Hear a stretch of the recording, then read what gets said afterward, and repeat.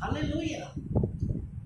परमेश्वर के वचन जीवित है। हालेलुया। आज जब हम परमेश्वर के वचनों की ओर ध्यान लगाते हैं और ये कहते हैं कि आज परमेश्वर मुझसे बात करिए, परमेश्वर हम लोगों से बातें करता है, लेकिन फिर ऐसा क्या होता है कि हम निराश हो जाते हैं। क्यों हमको ऐसा लगता है कि परमेश्वर हमारी नहीं सुनता? तो परमेश्वर किसकी नहीं सुनता है?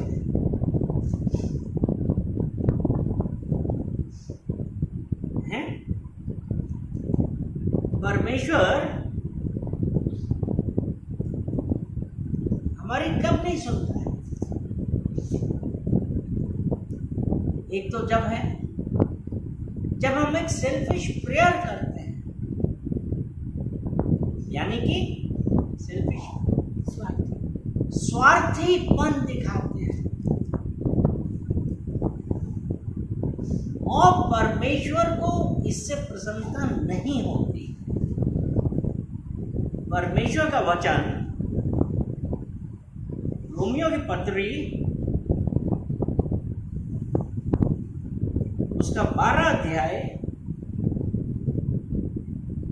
और उसका 17 वचन ये कहता है, बुराई के बदले किसी से बुराई ना करो। बुराई के बदले किसी से बुराई ना करो। अगर हम बुराई करेंगे तो हम कैसे होंगे? हम भी इस संसार के समान होंगे।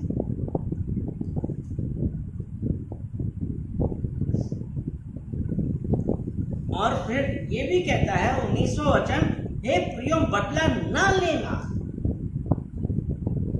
अगर हम परमेश्वर के साथ संगति नहीं करते हैं तो बुराइयां, बदले, कुड़कुड़ाना, ये सब हमारे जीवन में होता रहता है।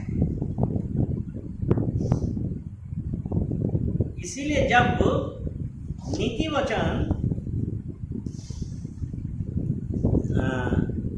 नीति वचन हम पढ़ेंगे, उसका 10 अध्याय, नीति वचन 10 और उसका 19, इसमें ऐसा लिखा है, जहां बातें बहुत होती हैं वहां अपराध भी होता है। जहां बातें बहुत हैं और अभी हमने रोमियो 10:17 में कहा, बुराई यानी कि जब हम बातें बहुत ज्यादा कर रहे हैं, क्या अगर हमारा परमेश्वर के साथ रिलेशन नहीं है, परमेश्वर के साथ हमारी फेलोशिप नहीं है, संगति नहीं है, परमेश्वर के वचनों पे संगति नहीं है, परमेश्वर की प्रशंसा, महिमा हम नहीं कर रहे हैं, हम इस संसार की तरह हैं। तो यहाँ पे ये लिखा है, जहां बातें बहुत होती हैं वहां अपराध भी, अपराध में बुराई। क्या आता है? बुराइयां, बुरे विचार, गलत बातें, वो सब आती रहती हैं जिससे कि हम परमेश्वर से दूर हो जाते हैं।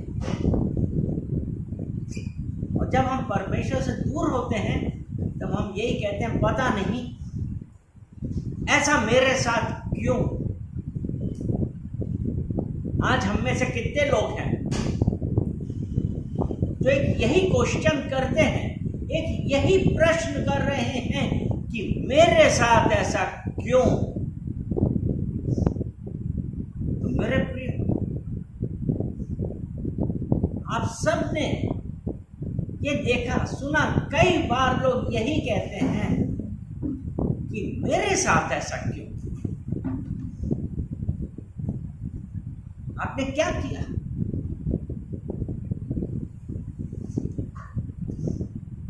आपने परमेश्वर के ऊपर डाउट किया। यही है ना कि मेरे साथ ऐसा क्यों हो रहा है। देखो उसको तो इतना वो हो रहा है, वो इतना प्रॉस्पर कर रहा है, मेरे साथ क्यों? जरूरत इस बात की अपने आप को झांकें, देखें। और परमेश्वर का वचन, परमेश्वर ने ये कहा है कि हर काम एक समय पे होता है। परमेश्वर किसी भी कार्य को करने में देरी नहीं करता, ना वो जल्दी करता है ना देरी से करता है। ठीक समय पे परमेश्वर हमारे जीवन में काम करता है।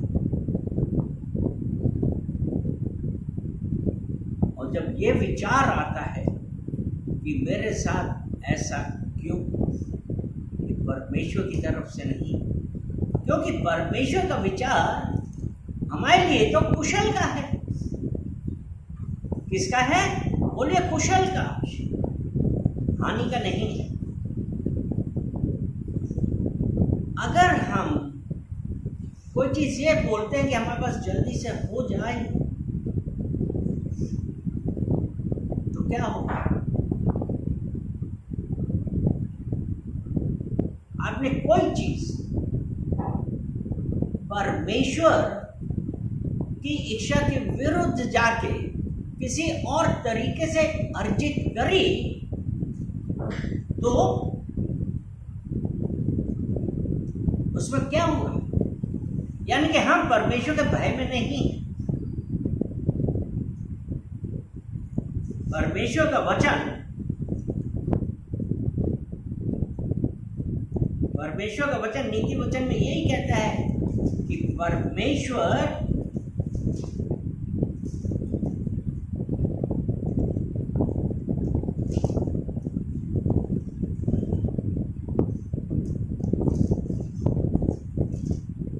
परमेश्वर जब आपको धन संपत्ति देते हैं, उसके साथ वो अपना दुख नहीं देता है। हालेलुया।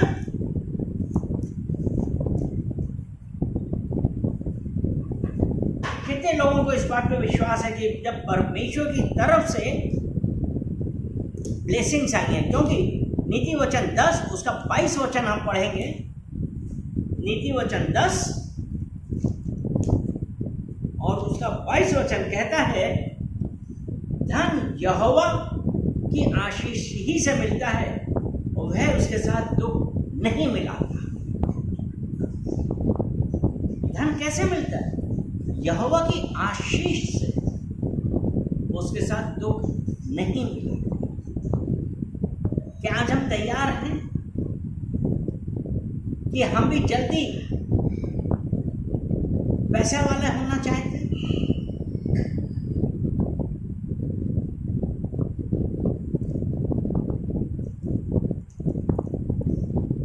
कैसे हम होना चाहते हैं? पैसे वाले होना चाहते तो हम क्या करते हैं? हम जल्दी अमीर होने के लिए क्या करते हैं?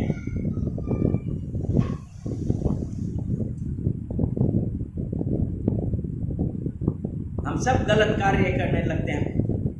तीमुथियुस की पहली पत्री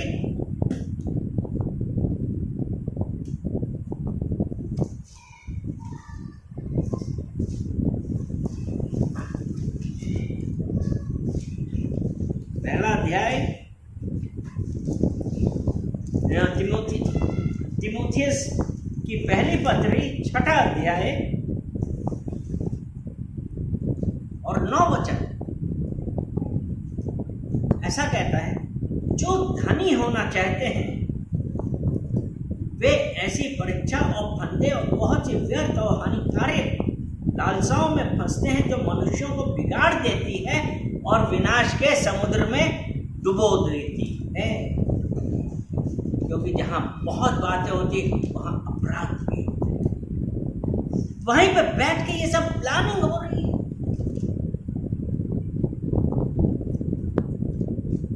कि जल्दी धनी कैसे हो। यही है ना, जो धनी होना चाहते हैं वैसे वो ऐसी परीक्षा और फंदे और बहुत सी व्यर्थ और हानिकारक लालसाओं में फंसते हैं। ये जो लालसाएं हैं, हानिकारक लालसाओं में फंसते हैं जो मनुष्य को बिगाड़ देती है, अर्थात हमको परमेश्वर के मार्ग से दूर ले जाती है। आज हम में से कितने लोग हैं जो चीजों की इच्छा करते हैं और फिर क्या करते हैं, उसको पाने के लिए हर संभव कोशिश करते हैं। अगर हमने उत्पत्ति 3 में देखा, उत्पत्ति 3 में शैतान ने क्या किया था? शैतान ने हव्वा को क्या कहा था कि इस पेड़ का फल खा लो, तुम अवश्य ना मरोगे, वरन भले बुरे का ज्ञान आ जाएगा और तुम परमेश्वर के तुल्य हो जाओगे। शैतान आज हमको ऐसे ही भड़काता है, और जब उसने फल देखा उसको सुंदर लगा और उसने खा लिया,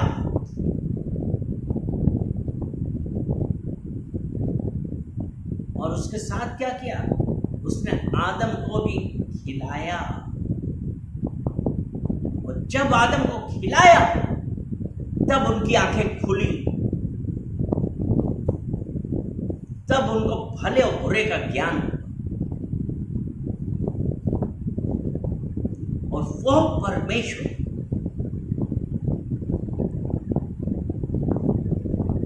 आज क्या देख रहा है, और वो लालच, आंखों की अभिलाषाएं, वो हमको परमेश्वर से दूर करती है। जब उनकी आंखें खुली तो उन्होंने क्या देखा,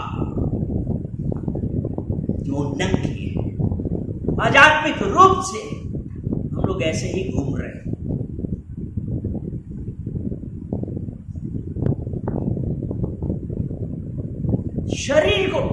शरीर का आवरण हमको परमेश्वर के प्रेम के पास नहीं ले जाता, लेकिन आत्मिक रूप से हमारे लिए जगह होना वो मायने रखता है।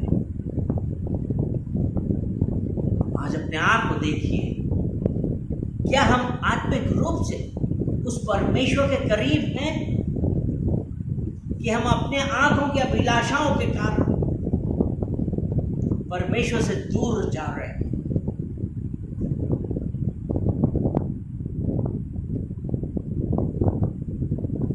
आज कितने इच्छाएं, स्वार्थीपन, कुड़कुड़ाना, एक दूसरे पे दोष लगाना, बुराई करना, ये कहां से? क्योंकि हम अपने आप को दूसरे से बेहतर दिखाना चाहते हैं।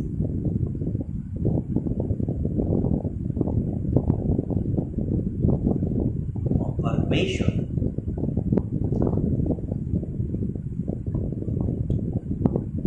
ने हमको ये नहीं सिखाया,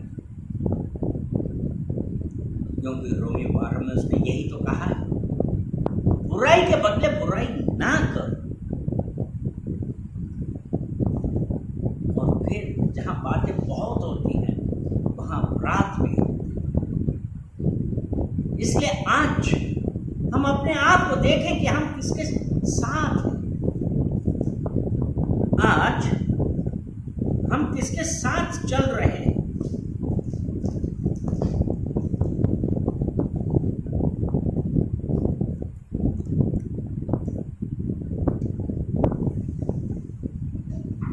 हम रोमियो 6 और उसका 16 वचन हम देखते हैं, उसमें लिखा है, क्या तुम नहीं जानते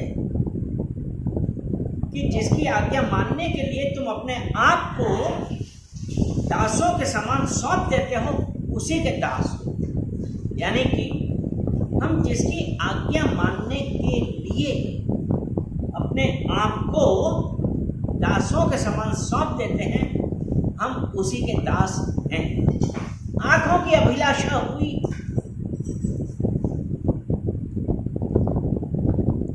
उसके लिए हमने क्या किया? हम परमेश्वर से दूर।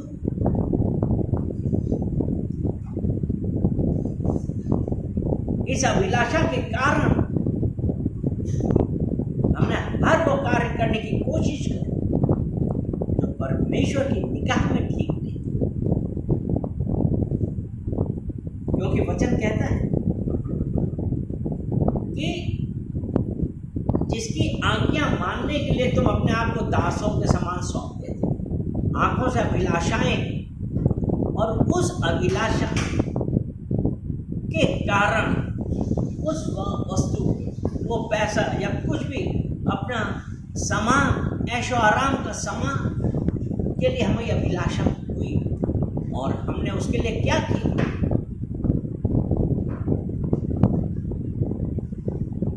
हम गलत रास्ते पे।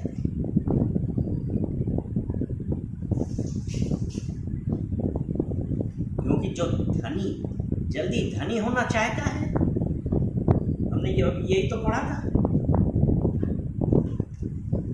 ये तो पढ़ा था ना, तीमुथियुस की पहली पत्री 6:9 में यही तो था कि जो धनी होना चाहते हैं वो ऐसी परीक्षा पाते हैं, बहुत सी व्यर्थ और हानिकारक लालसाओं में फंसते हैं जो मनुष्यों को बिगाड़ देती है और विनाश के समुद्र में डुबो देती है। वो लालसाएं हमको परमेश्वर से दूर ले जाती। यही है ना कि जिसकी आज्ञा मानने के लिए तुम अपने आप को दासों के समान सौंप देते, उसी के दास हो, चाहे पाप के। किसके? चाहे पाप के, जिसका अंत मृत्यु है, चाहे आज्ञाकारिता, जिसका अंत धार्मिकता है। आज्ञाकारिता किसकी? परमेश्वर यीशु मसीह, तो वो जो उसने कहा उसकी आज्ञाओं के अनुसार चले तो। और क्या है उसकी आज्ञा? कुलिसियों उसका 3 अध्याय उसका 5वां वचन, इसलिए अपने उन अंगों को मार डालो जो पृथ्वी पर हैं, अर्थात व्याभिचार, अशुद्धता, दुष्कामना, बुरी लालसा और लोभ जो मूर्ति पूजा के बराबर है। इन्हीं के कारण परमेश्वर का प्रकोप आज्ञा न मानने वालों पर पड़ता है। व्यभिचार, अशुद्धता, दुष्कामना, ये सब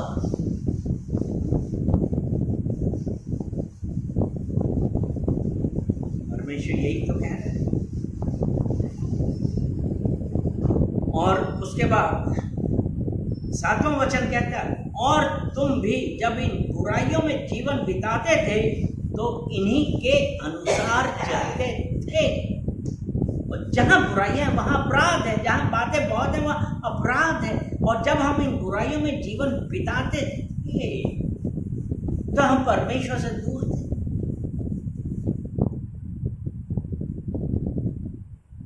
पर अब तुम भी इन सबको, अर्थात क्रोध, रोष, वैरभाव, निंदा और मुंह से गालियां बकना, ये सब छोड़ दो। इन सब बातों को छोड़ने को जब हम परमेश्वर, क्योंकि अभी जो हमने पढ़ा ना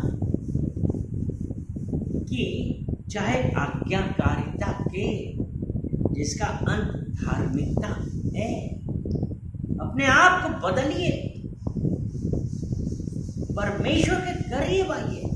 परमेश्वर आपके जीवन में, हमारे जीवन में कार्य करेगा, लेकिन क्या हमने उस पर विजय पाई? अपनी इच्छाओं पर, शारीरिक इच्छाओं पर।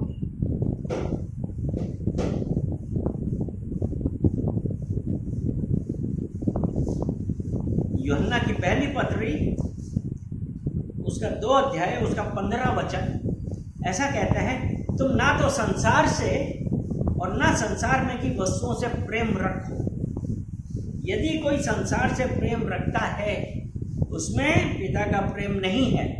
और 16 वचन, क्योंकि जो कुछ संसार में है अर्थात शरीर की अभिलाषा, आंखों की अभिलाषा और जीविका का घमंड, वे पिता की ओर से नहीं परंतु संसार की ही ओर से है।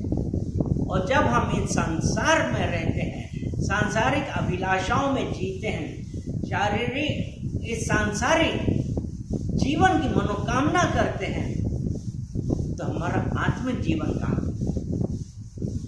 क्योंकि उसने कहा कि वह पिता की ओर से नहीं परंतु संसार की ओर से। अपने आप को जांचिए, अपने आप को बदलिए। इसलिए हमको ये देखना है कि हमारी संगति कैसी है। पहला कुरिन्थियों 15 उसका 33, धोखा ना खाना, बुरी संगति अच्छा चरित्र को बिगाड़ देती है। चेक करिए, देखिए आप किसके साथ उठ बैठ रहे हैं, आपकी संगति क्या है, क्योंकि बुरी संगति अच्छे चरित्र को बिगाड़ देती है। शैतान सांसारिक बातों को सुनना बंद करिए और परमेश्वर के करीब आइए। वचन, नीति वचन 26 और उसका 20 वचन, जैसे लकड़ी ना होने से आग बुझती है। आप माचिस की तीली जलाएंगे तो वो कब तक जलती है? जब तक वो लकड़ी में है तब तक जल रही है। और यहाँ पे क्या कहता है? जैसे लकड़ी ना होने से आग बुझती है। माचिस जलाई, जब तक लकड़ी थी तभी तक आग थी, उसके बाद क्या हुआ? बुझ गई।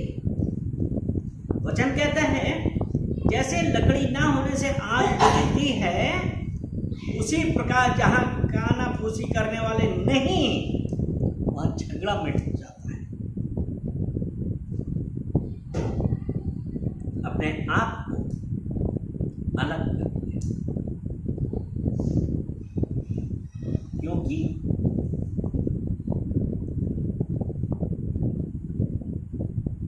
बुरी संगति अच्छे चरित्र बिगाड़। जहां लकड़ी नहीं है